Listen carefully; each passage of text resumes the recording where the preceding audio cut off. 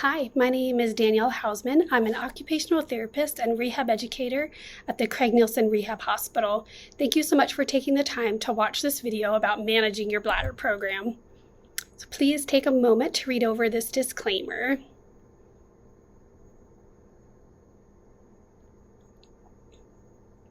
Here are the objectives that we'll address in this video today. We want you to know the goals of your bladder management program, be really familiar with proper clean technique to hopefully prevent any urinary tract infections, and we want you to know exactly how you'll obtain your cathing supplies after you leave the rehab hospital.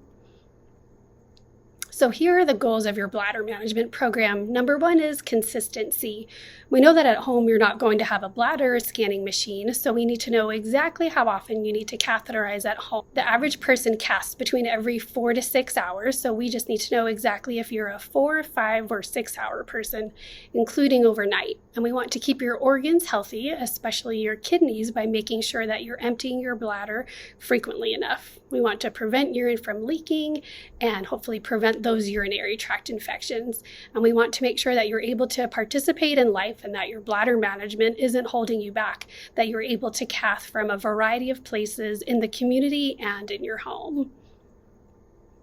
So first off is the concept of fluid balancing, which is just a way of saying what you drink, what goes in is going to come out.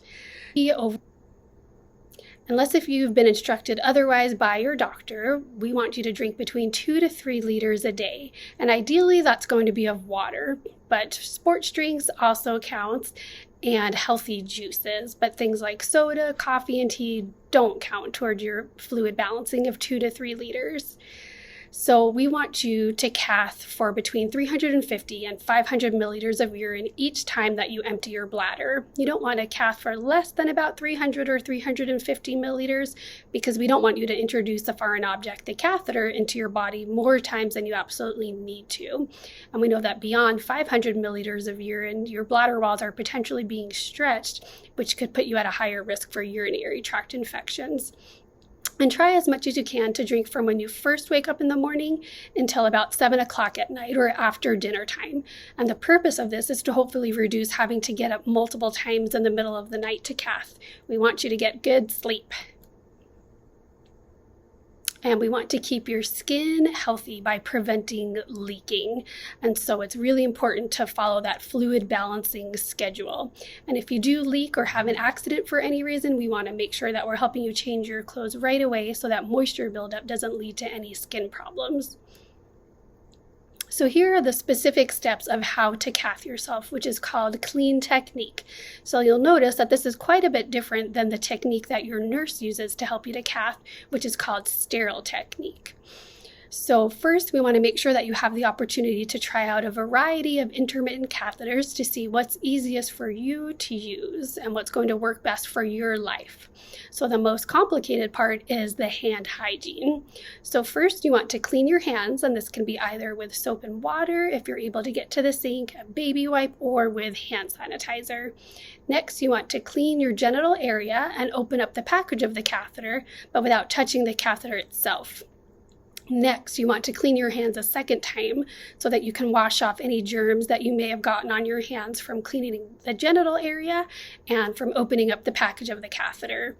Then you want to insert the catheter until urine starts to drain. Once the urine stops, you're not quite done yet. Then you want to remove the catheter about an additional 1/4 inch or so and pause, because sometimes by repositioning the catheter, more urine will come out. Then you want to remove the catheter, and when you do so, you want to remove it slowly because sometimes urine can pocket on the sides of your bladder, and you also don't want to cause any trauma as you pull the catheter out. And then if for any reason the first attempt fails, when you start over, you want to start with hand hygiene again, so starting from the very top. And there's lots of different factors to consider when choosing a catheter. So first are if you have any insurance limitations, and your team will be able to let you know if there are any insurance limitations. Next is the length of the catheter. So some are longer, some are shorter, and sometimes females find it helpful to use a longer male length catheter. Some catheters are firmer, some are softer. So if you have a little bit of sensation, some people find the firmness of the catheter to be painful or uncomfortable. But then the downside of using a softer catheter is that sometimes the catheter might noodle or coil as you're trying to insert it into your body. Next, there's gel-based catheters and catheters that use a sterile water solution. So in general, the sterile water solution is thinner and in the long run should cause less trauma to your urethra. And then with the sterile water solution, some catheters stay wetter longer than others. And sometimes it simply just comes down to packaging, that some packages are smaller and easier to carry around, and certain catheters also have features that make the catheter packages easier to open than others. So again, we want you to have the opportunity to try out all of the options. The catheter accidentally touches anything besides your clean hands or your clean body, you want to throw it away and start with a fresh one. So even if the catheter just accidentally grazes your bed sheets or your clothing, you want to throw it away and start fresh. And so for that reason, we'll make sure that you have some extra catheters when you go home in case you do need to throw away a few. So of course, if the catheter drops on the floor, we want you to throw it away and start over with a new one. And if you have a spasm anywhere in your body while you're cathing or while your caregiver is helping you to cath, you want to stop, wait for the spasm to pass before you push it in any further. And this might mean waiting several minutes. And the catheter should never be forced into the bladder if you have any resistance. Usually it's simply just a matter of repositioning. It could be the angle. You might need to lean slightly forward, slightly backwards, and then the catheter should go in smoothly. But if you try multiple times to reposition, call your doctor to see if there's another reason, such as a swollen prostate, that might be causing some resistance. And luckily, insurance companies will pay for a new catheter every single time. Catheters are single use and we don't need to sterilize and reuse them. We should have a fresh one every single time.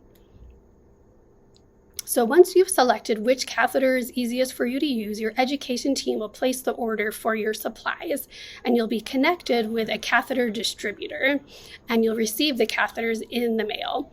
So the one exception to this is if you have Medicare and home health. In that case, your home health company will distribute your catheters to you during your visits. And it's important that if you are connected with a catheter distributor, like in most cases, know that you'll be expecting a phone call from your catheter distributor in order to confirm your order. Before they can mail your order, they need a verbal confirmation from you that we have the correct address and that you're the right person who needs the catheters.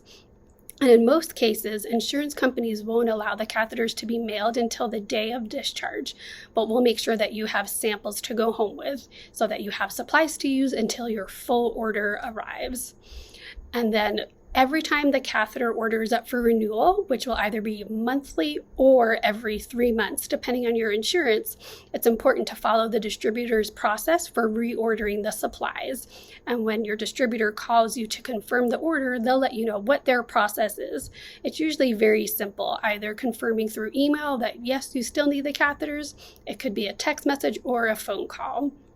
We do want you to monitor your catheter supplies at home just like you would monitor a medication, so that if for any reason, for example, if you've had to throw quite a few away because of contamination, if you're running low and your next month's supply hasn't come yet, we want you to call your distributor, and most likely they'll just be able to send you some more samples to get you through until your next order is ready to ship.